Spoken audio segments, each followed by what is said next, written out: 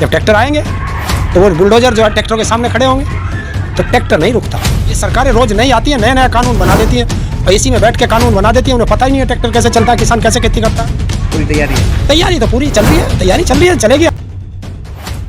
ये हमारे देश के अंदर एक कानून है कि IAS हो, IPS हो, जो भी सरकारी कर्मचारी होगा, चपरासी से लेके ऊपर तक, IAS तक, वो 60-62 साल में रिटायर होता जाता है। उसको रिटायर करने का तरीका क्या है? क्यों कि अब कार्य करने के आप काबिल नहीं बचे, इसलिए आप रिटायरमेंट ले रहे हो। ये है नियम। तो फिर नेता कैसे कर लेता है? देश को चलाना, कानून बनाना, ये नेता कैसे कर लेते हैं 60 साल के बाद? तो जब अधिकारी रिटायर हो सकता है तो नेता भी रिटायर होने चाहिए। 60 साल के बाद नेताओं के लिए भी एक बैन लगना चाहिए कि 60 साल के बाद कोई नेता चुनाव नहीं लड़ सकता। ऐसा होना चाहिए। नहीं, उन्होंने ये कहा कि 10 साल पुराने जो नेता हैं वो भी रिटायर हुए। सही कह रहे हैं वो। अगर हमारे ऊपर कोई चीज़ लागू हो रही है तो आप पे भी तो लागू होनी चाहिए। संविधान तो सबके लिए है। ये सरकारें रोज नई आती है, नया नया कानून बना देती है, और इसी में बैठ के कानून बना देती है। उन्हें पता ही नहीं है ट्रैक्टर कैसे चलता है, किसान कैसे खेती करता है। उनको क्या पता? वो पढ़ के आए हैं, प्रैक्टिकल उन्होंने नहीं किया। अगर वो प्रैक्टिकल करते तो उनको जानकारी होती। अगर ट्रैक्टर बंद किए गए 10 साल पुराने तो ट्रैक्टर का मुकाबला, देखिए, बंद नहीं होंगे, एंड आंदोलन होगा, बड़ा आंदोलन होगा, बुलडोजर से भिड़ेंगे। हाँ, तो ट्रैक्टर क्यों? उनका कहने का जो मतलब है कि जब ट्रैक्टर आएंगे तो ये JCB खड़ी कर देते हैं रास्तों में। तो वो है कि बुलडोजर से JCB भिड़ेगी।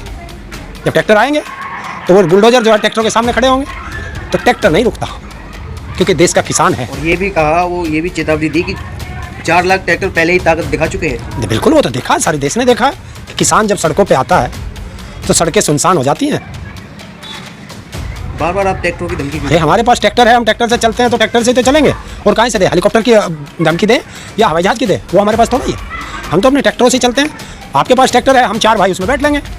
बार बार कहते हैं कि 4 लाख ट्रैक्टर तैयार तो किसानों के ट्रैक्टर हैं, 4 लाख नहीं, वो ज़्यादा भी हो सकते हैं, और ज़्यादा किसान जुड़ेंगे। किसान, मजदूर, युवा, जितना बेरोजगार है, सबको आना पड़ेगा, वरना एक मारे जाओगे। आज मैं अभी एक खबर देख रहा था कि 1985 में एक पवन हंस कंपनी बनी थी हेलीकॉप्टर की। उसके पास आज 40 हेलीकॉप्टर हैं जो देश में सेवाएं दे रही हैं। आज वो भी लग गई है बोली के लिए, उसका भी नंबर आ गया बिकने का। और जिस तरह श्रीलंका के जो राजनेता थे, वो जनता को एक लालच दे के आए थे कि हम लंका को मॉरिशस बना देंगे, और मॉरिशस तो बना नहीं पाए।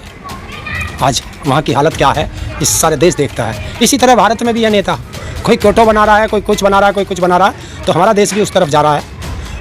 मैं तो ईश्वर से भी प्रार्थना करूँगा कि हमारा देश लंका ना बन पाए, वरना बन सकता है। नहीं, लेकिन कुछ लोग कहते हैं कि हमारा देश मजबूत हाथों में है। 2015 से 2021 तक का डाटा निकालो रिजर्व बैंक का।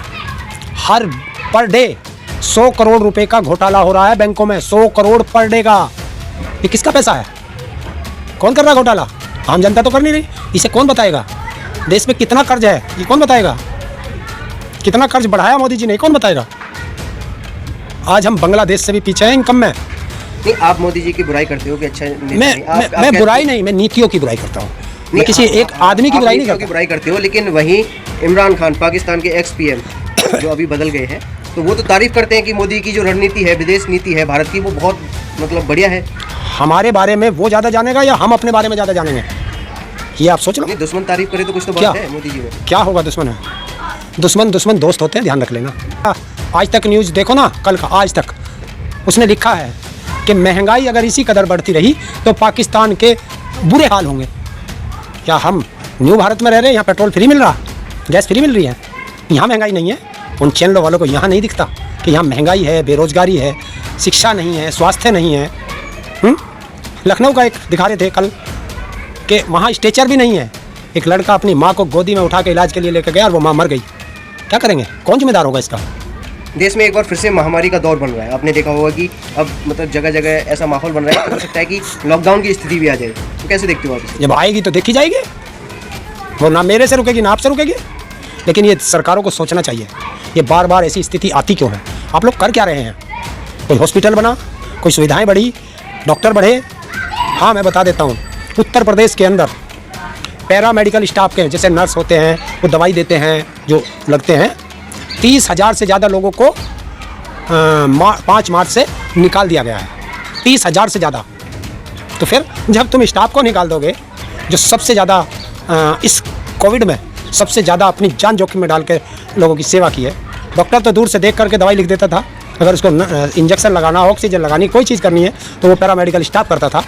और आज उनको कर दिया, नौकरी से बाहर कर दिया। बार बार ये स्थिति बन रही है लॉकडाउन जैसी, और जो गरीब तबका है, जो मजदूर तबका है, उस पर बहुत ज़्यादा असर पड़ता है इससे। लेकिन फिर भी सरकार कोई ऐसी नीति नहीं बना रही कि जिससे कि इससे निपटा जा सके बिना लॉकडाउन, या फिर बिना मतलब जिस तरह से बोला जा रहा है कि अभी स्कूलों पे हो सकता है कि स्कूल भी बंद किए जाएं, जिससे देखिए बच्चे चपट में आप एक चीज़ देखो, अब से पहले देश की हर चीज़ खुल चुकी थी, खुली थी। स्कूल भी खुले हैं, फैक्ट्रियाँ भी खुली हैं, अस्पताल भी खुले हैं, सब चीज़, बाजार भी खुले हैं, मॉल भी खुले हैं, शराब भी की दुकानें भी खुली हैं, हर चीज़ खुली थी, हैं? आज भी खुली है। क्या आपने रेलवे से पूछा, या भारत के प्रधानमंत्री से या रेल मंत्री से पूछा कि गरीब जनता अगर कहीं जाना चाहे तो रेलवे में जनरल टिकट क्यों नहीं है? वो अभी तक चालू क्यों नहीं किया? क्या गरीब जनता, ये तो जो रेल थी ये तो जनता की सवारी थी, गरीब जनता इसमें जाती थी। एक तो तुमने 10 रुपये वाला टिकट 30 का कर दिया, और फिर भी नहीं उसमें बैठने दे रहे, वो चालू नहीं कर रहे, क्यों? तो गरीब जनता को जो मार पड़ती है ना, जिस दिन गरीब उठ गया सत्ता हिल जाएंगी। कब उठेगा? उठेगा, एक दिन उठेगा। आप तो 2022 में उठा रहे थे। नहीं, नहीं उठे, हम उठे, फिर उठेंगे। जब मुसीबतें आती हैं सब उठते हैं। हो सकता है अभी उनको हमारी बात पसंद ना आई हो, अच्छी ना लगी हो, या हम उन्हें इतनी जिस तरीके से समझाना चाहते थे, हो सकता है हमारे अंदर कोई कमी रहेगी, हम ना समझा पाए हो। हम अपना प्रयास जारी रखेंगे, समझाने का प्रयास जनता को जारी रखेंगे, अपनी बात रखेंगे, सरकार की गलत नीतियों का विरोध करेंगे। जो भी सरकार की गलत नीति होगी उसका विरोध करेंगे, जनता को बताएंगे, एक दिन जनता जरूर समझेगी। अभी जिस तरह से राकेश टिकैत जगह जगह घूम रहे हैं, क्या लग रहा है 2024 की तैयारी कर रहे हैं क्या आप? देखिए क्या है 2024, हमारा चुनाव से कोई वास्ता नहीं है। संयुक्त किसान मोर्चा का संयुक्त किसान मोर्चा का अपने किसानों के, मजदूरों के, युवाओं के मुद्दे हैं, उन मुद्दों पे सरकार से बात करना ये गुनाह नहीं है, ये हमारा संवैधानिक अधिकार है, हमें संविधान ने दिया है, और अपने संवैधानिक अधिकारों का हम प्रयोग करते हैं। 2024 में फिर से आंदोलन होगा? मैं 24-23 का मुझे पता ही नहीं, 24 में होगा, 23 में होगा, 25 में होगा, 27 में होगा, कब होगा? जब संयुक्त किसान मोर्चा आदेश करेगा तभी हम सब तैयार हैं। नहीं, राकेश टिकैत जहाँ भी जाते हैं कहते हैं तैयार रहना। हाँ तो इस बार बड़ा आंदोलन। हाँ तो जगह जगह जा रहे हैं, क्योंकि हमारे पास इतना कम्युनिकेशन साधन नहीं है, हमारे पास कोई चैनल नहीं है, हमारे पास गोदी मीडिया नहीं है, तो हम लोग तो ऐसे ही तो जा के बताएंगे। फिर वो तैयारी अभी से करेंगे, क्योंकि लोग बाग फसल भी बोते हैं, वहाँ आने के लिए 10 रुपये का डीजल भी लगेगा, तो वो सब पैसे का भी इंतजाम करना है, तो सब वो तैयारियाँ कर रहे हैं लोग। आंदोलन होगा? आंदोलन तो होंगे। जिस देश में आंदोलन खत्म हो जाएंगे वो देश खत्म हो जाएगा। पूरी तैयारी है? तैयारी तो पूरी चल रही है, तैयारी चल रही है, चलेगी, आंदोलन होंगे, और आंदोलन करना भी चाहिए।